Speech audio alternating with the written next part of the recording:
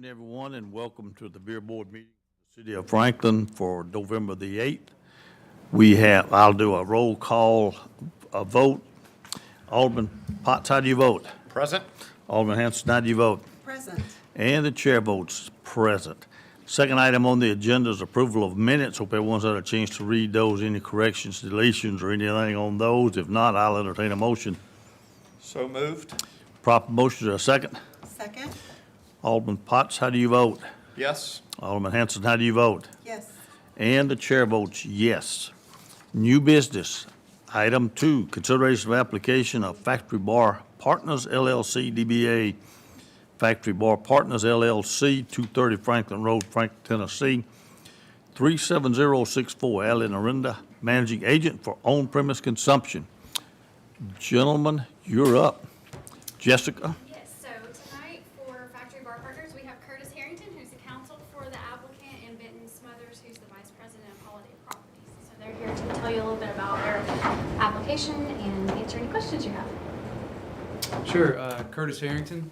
It's a pleasure to be here this evening. Thanks for having us. So the factory, you kind of had a before and after, change of, ownership, the development that's going on there, which Benton can talk a little bit about, at a larger scale. And what the factory is looking to do and through its new tenant partner, Factory Bar Partners, the applicant, is apply for, a state through the Tennessee Alcoholic Beverage Commission, and we're going through that process now. A sort of I'll call it a campus-wide, although that's a little deceiving because I'll explain the areas that are not included and cannot be included under ordinance and state law. Campus-wide liquor license for the Factory Bar and campus-wide beer permit for the Factory Bar for that tenant in its exclusive spaces only. So essentially, sort of before Holiday Properties and kind of the new development plan and structure for the factory. Factory obviously has lots of events throughout the year where beer and/or alcohol is served. That's always been done through third-party, caterers, special occasion licenses, special event permits, so on and so forth.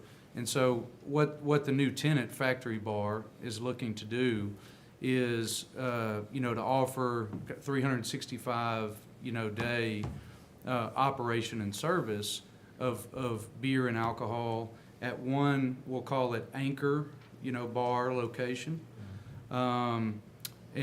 which is under construction now.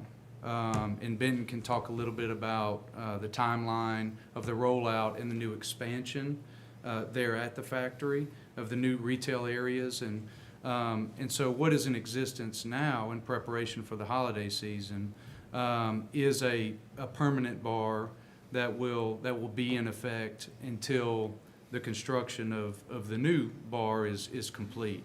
And so that bar is there, ready to be inspected, meets all the requirements under the Tennessee Code, state law for seating and food service and so on and so forth. And so, the business model is to now offer, whether, it's a Saturday afternoon and you're just going to the factory to get a bite to eat and you want to just walk around and look at the different offerings, retail offerings and shops. You can get a glass of wine, you can get a beer, hopefully, and walk through what we'll call and what the diagram calls those common areas that, and that parallels the language of the lease agreement, Factory Bar, the applicant's lease agreement, where the tenant has the right, explicit specific right to have its patrons consume beer and alcohol in those areas that are under the tenant's lease. This does not include areas under other outside third-party tenancy, like the retail shops, like the other restaurants. So any other areas where there's another lease that hovers over that square footage, that's explicitly carved out, both in the language of the lease and the attached diagram. And so, at this time, the Factory Bar, the applicant, if they're awarded their permit, will be the only party that is allowed to have its patrons, consume beer and/or serve beer in those areas that are denoted with the yellow color on the diagrams before you. On those diagrams, you'll also see an area colored yellow that has sort of red hash marks through it. These are areas that we know are not ready to be approved. These are outdoor areas that don't yet have in place the required barriers for a clear denoted premises. And so Factory is talking about and deciding exactly how they want to do that. Do we want to put up fences? Do we want to put up just some vegetation, some other, so that we can bring members from the city out, bring the Tennessee Alcoholic Beverage Commission inspectors back out and show them now these areas are ready to be, approved. So all the areas that are purely yellow, we spent a couple hours walking through with state inspectors and showing them, how everything is tightly kind of controlled and how the premises is tightly divided, including signage on the outside of the independent retail outlets, the coffee shop, the other retailers, that say kind of the standard language, no alcoholic beverages beyond this point, including on the borders of these areas that are not yet, being applied for. And in addition, there's a second diagram before you, and I apologize for two diagrams. A bit of it is how the state likes to see it as well. So the diagram with the red markings, those are areas being applied for where that is where the alcohol and beer will be stored. Exclusive areas under lock and key where alcohol and beer will be stored. And then also areas of service. This doesn't mean that every day of the week all of these areas of service will be staffed and serving alcohol and beer. But what we wanted to do is just at the outset, and I really kind of pushed my client to, they said, hey, if it's a Saturday, or we have a big event, in the Jameson Hall or where, whatever it is, and we want to have some additional points of service and sale, can we do that? And I said, well, the law allows you to do that, but we need to apply for those. And even though those may only pop up, here and there a few days a month, let's go ahead and show the state, let's show the city where those will be located, so that if an officer and inspector is coming through, and they just see someone with a bar serving there, if they want, they could have what was submitted and say, okay, that's been approved as an area, I know what that is, I understand what that is. Yeah. Some of the context, we want to activate a lot of different parts of the factory and outdoor areas too, as well as different parts of the interior, and kind of allow people to find new areas too. And so some of the hashed areas are areas that are under construction, so patio areas that were not existing, today, that we're going to be building. So transforming a loading dock into a pedestrian zone. And the idea of this kind of open area, the shared area where you can kind of go with, beverage, it's just a kind of an ancillary kind of add-on.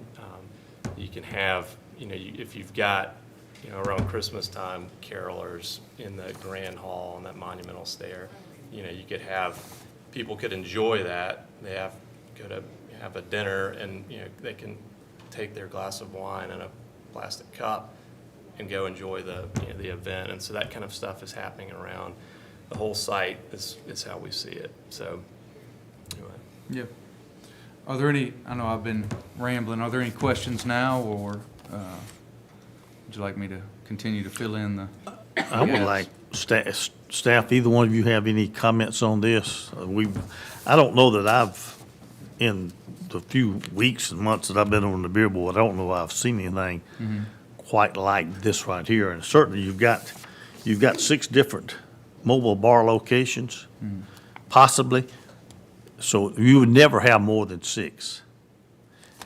No, the idea is that those are one or a point of sale that could happen in one Right. point in time probably would not be 6 at a time. Okay. Probably wouldn't be 2 at a time. Those are just areas where we could locate one.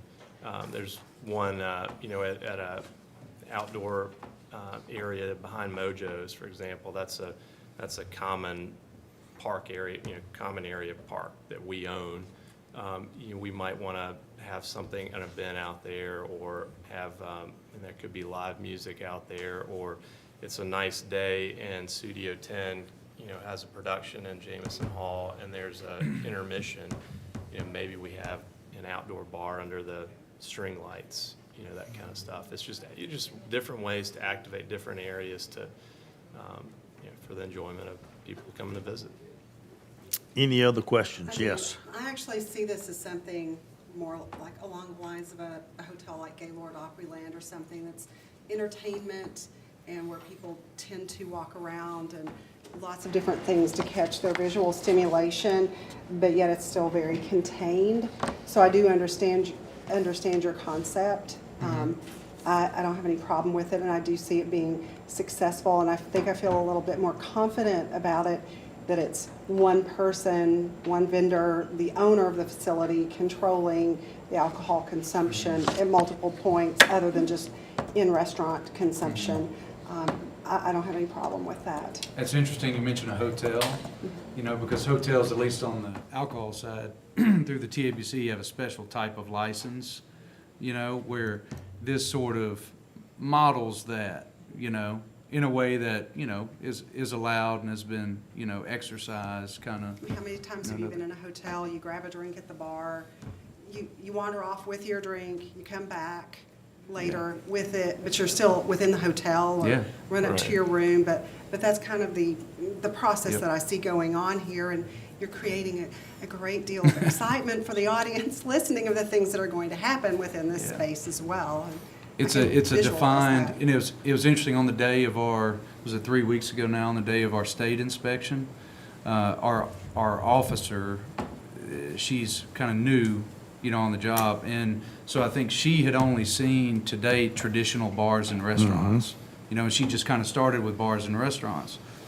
And so, you know, I think sometimes they're busy, so they may come first to see the premises without pouring, you know, through the file and the diagram.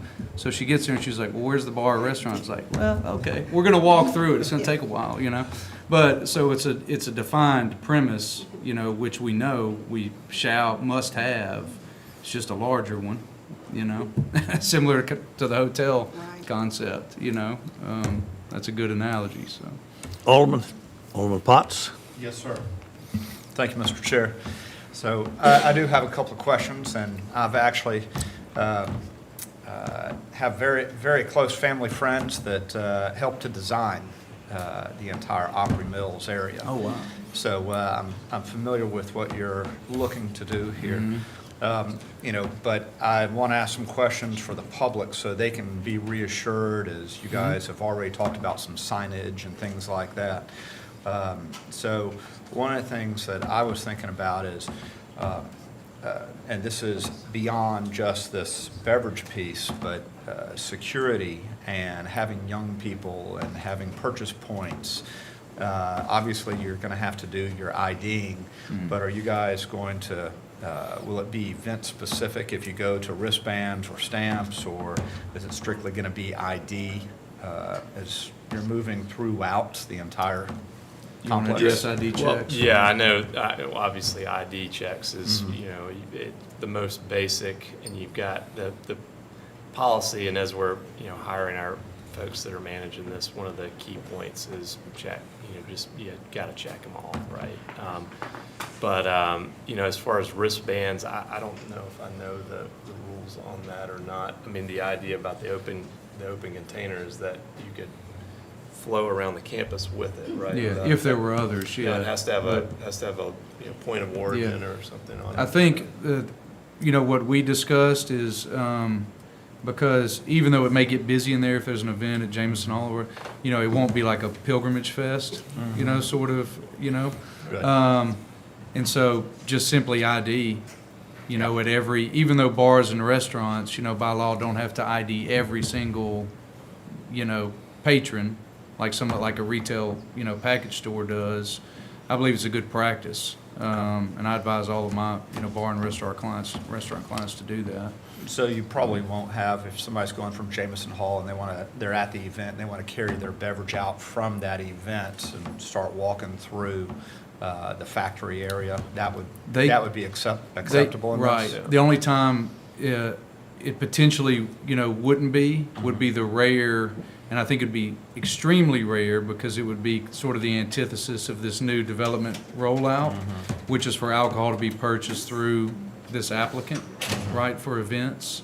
But if you did, for some reason, have a third-party caterer there and a tight defined, okay, this is a wedding, and you are exclusively in this area, you know, for your evening, you know, then you may, and actually the wristbands, you know, and that, I also advise clients from the liability perspective to just ID every check, because with a wristband, I think you inherently have an employee that is a server that comes up, makes a presumption. Right. Because there's a wristband that's crinkled, maybe a little extended, and maybe can slip on and off, you know, so Okay. I'd rather you just ID, you know, for every sale. So there are people that don't put them on tight, right? You know, I've never experienced that. I haven't. certainly would never do that as a minor, but I've heard stories. Any other questions of the applicant? Is it appropriate for me to ask a question, Claude? Yeah, go ahead. Awesome. So two things spiked me. I was like, uh-oh.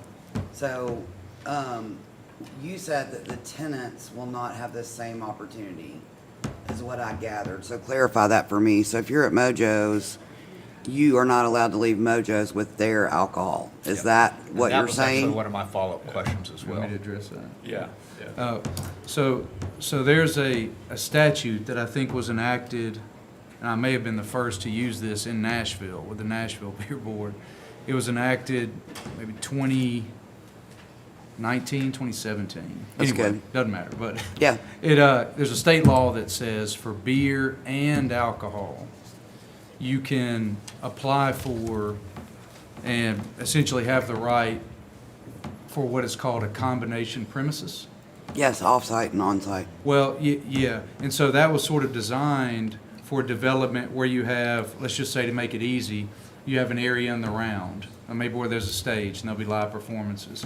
And then circling that area, you have 4 separate businesses, right? A taco shop, a pizza shop, whatever. And independent businesses, independent beer permits. And so this combination premises law, it says you can have, as long as your landlord agrees, your consumers of these respective businesses can buy beer and come together in this combination premises common area, but you have to follow certain requirements that are laid out in the statute. You have to have branded cupware and glassware, so that if an officer walks in, an inspector, and somebody's out of line, you can look at it and say, that came from Factory Bar, so we know who to pop, you know? Well, the question is, you don't want to kill somebody, your tenant's business. No. You know what I mean? We You would- want to support your tenants. No, yeah, we would like to do that. And then the second thing is, and I'll But be that's a quiet. different phase down the road. So you talked about private events, and you talk about Jameson, you talk about Liberty. Are the people who rent those spaces from you going to be required to get their alcohol and beer through you? No. Okay, no, 'cause it's that not- sounded that way, too. It's not monopolistic. Got it. It's preferred vendor kind of a thing. Is there a buyout that's going to be? We have talked about that potentially. I don't know that we've actually decided on that, but the idea is to have, you know, a set of preferred vendors for catering as well. So we're going to have a number of restaurants. So we want to have a lot of variety, but we think our cocktails and our bar services is going to be great, and it's going to be Right, different. but a It's lot of gonna the have- people who rent that are nonprofits, that's Yeah. going to be an extra expense that will Yeah. deter them Yeah. from renting. Yeah. Yeah, they still want to be able to receive donated alcohol from wholesalers, you know, when they have a special event permit, special occasion license, for you know, for sure. And if I could, and I appreciate Alderman Blanton asking that question, because it was one that I have listed here. Just for clarification, if I'm in Mojo's and I've wrapped up my dinner, and we've had a great time, I've signed my check, can I carry my beverage out into these yellow highlighted areas. No. So I can't leave the restaurant with it. But if I buy something in the highlighted yellow areas, can I walk into Mojo's No. and wait to be seated? So it cannot cross the lines. That's right. And so phase two Okay. that I was sort of alluding to, which we may, come back before you at a later date, would allow patrons of Factory Bar and Mojo's to congregate together, with your margarita from Mojo's, my beer from Factory Bar, in some defined common area.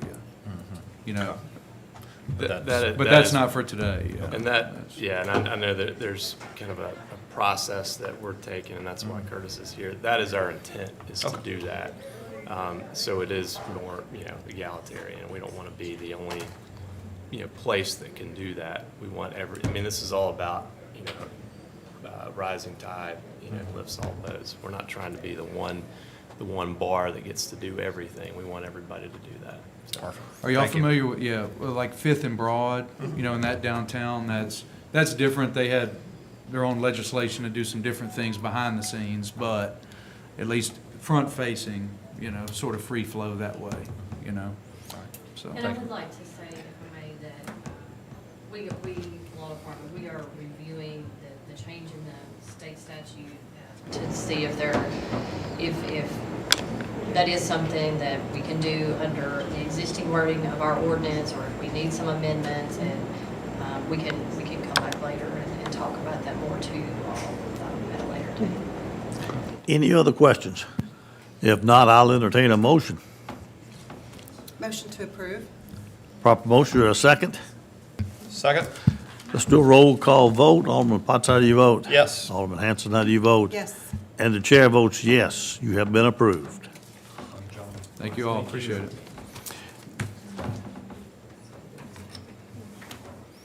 Will they get the permit tonight, or? So I've still got to get one signature though. They're gonna hang tight.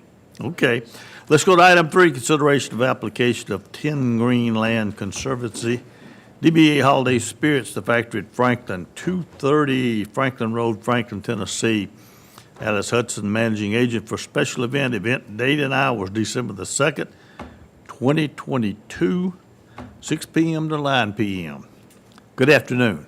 Hi there. Hi, this is Christy Bryan. She's with Events Hatch, which is the event production team that's been hired by 10 Green to put on this event, so she can answer any questions you have. Generally, is this the first time you've done this No, sir. We've done Holiday Spirits. This will be our 4th year for Holiday Spirits. at the factory each At time? the factory. Mhm. Okay. So we're a good example of, I appreciated your questions. Yeah. We're not related. It came at, your application came at a good time. It did. It Yeah. sure did. Yeah, so the event is a fundraiser for 10 Green. It's a ticketed event. It's 21 and up exclusively. We sell tickets in advance, and with that ticket, people receive a sampling card where they can go around and sample different small holiday-themed cocktails, as well as beer samples and purchase full-size drinks from the bar at the event. It's 6 to 9. It's pretty straightforward. Any questions of the applicant? How many people usually attend? About 500. We have security through Rock Solid and monitoring all the entrances and whatnot. Alderman Potts, any questions? None at this time, sir. I'll entertain a motion. Motion to approve? Proper motion to a second. Second? Let's do a roll call vote. Alderman Potts, how do you vote? Yes. Alderman Hanson, how do you vote? Yes. The chair votes yes. Thank You you. have been approved. Appreciate it. Thank you. Any other business to come before the committee? I have a couple of comments I'd like to make. Alderman Hanson? After our hearing yesterday about establishments that had been under a sting by TABC, which is normal, and some of the things that they have subsequently gone through, like the responsible vendor program or responsible establishment program, and then they had a clock that ticked off the date, just similar to what you'll see in a convenience store when they're selling cigarettes or vapes, that show you what today's date is when you can accept a driver's license. I would like to see us possibly, as the beer board, provide our vendees who are asking for our approval with that information, just to make it easier for them to be successful, and that we know that we've done everything we can to help them be responsible and successful. At the same time, as I heard one of them say yesterday, he wasn't even aware of this program until after they got their citation. So I feel like the onus is on us to give them as much information as possible. What they choose to do with it is one thing, but I would feel better if we do provide them with that, just as an additional piece of information, which may very well be in a state packet of 500 other pages, but coming from us, it would maybe be a single page, which would be more attention grabbing. Thank you, that's all I had. Alderman Potts? No comment. Comment? We're good, sir. All right, Make a motion to adjourn. Proper motion to a second. Second. All in favor indicate by saying aye. Aye. Any opposed? We are adjourned.